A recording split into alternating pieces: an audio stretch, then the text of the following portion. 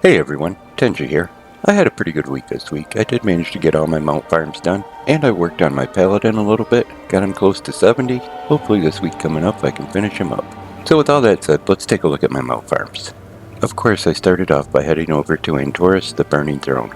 I still need the Scythe of the Unmaker and Tashlak from the mythic version of this raid. So I headed in, and first up was Agamar for a chance at Tashlak. It didn't want to drop, so I pushed down to Argus the Unmaker, and got a chance at the Scythe of the Unmaker.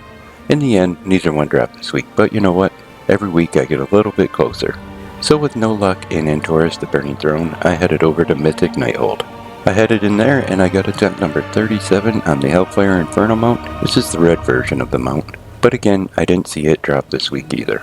So with my two fast raids out of the way, I only had to do Ulduar next. So of course I headed up there and I got attempt number 30 on Mimron's head. But again, it still didn't drop. I did manage to get a few more transmog pieces, which was kind of shocking because I thought I was just about done with all those in there, except for ones that I need to do achievements on. So I can't have more than 2 or 3 pieces left to get out of that place.